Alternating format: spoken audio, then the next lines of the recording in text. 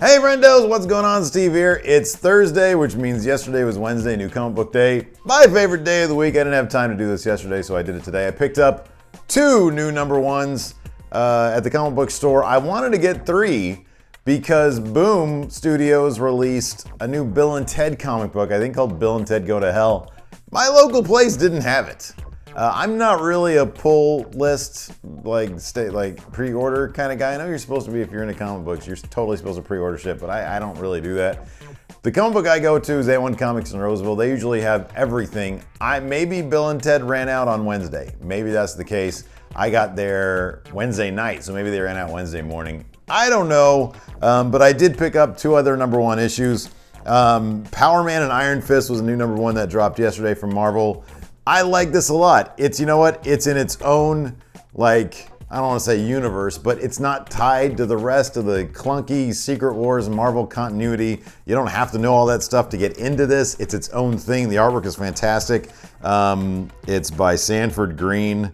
The colorist is Lee Loffridge, and the writer is David Walker. It's a really fun book. If you want something that's just a lot of fun, and you don't need to know their backstory, you don't need to know that Power Man and Iron Fist used to be partners, because all the exposition is in here, but it feels very natural. The writing makes it very natural. These are just 2 old friends who are getting back together to do one thing, and then they get launched back into the thick of it.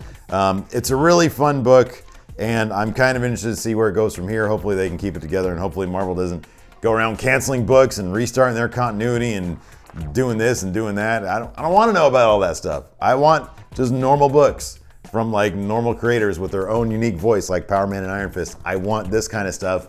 I don't want the Secret Wars type stuff where you've got Iron Man looks different now, and they're only focusing on the movie people. I don't get that. These are comics. They're supposed to be for comic book lovers.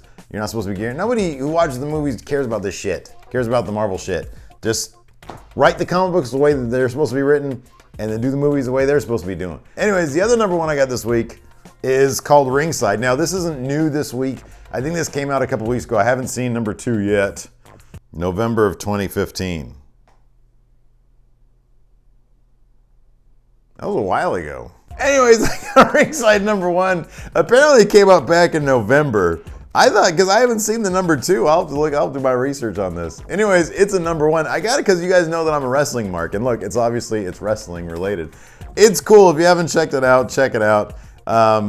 It's sort of like a noir type wrestling tale about an old wrestler who comes back to town to help out a troubled buddy of his, and he reconnects with some old friends. And it's got all sorts of great wrestling terminology and jargon. It's got some pro wrestling stuff in it. So for any of you going in Raw fans out there who follow my stuff or follow the Coming Out Raw that I do every Monday night, if you like comic books, check out Ringside.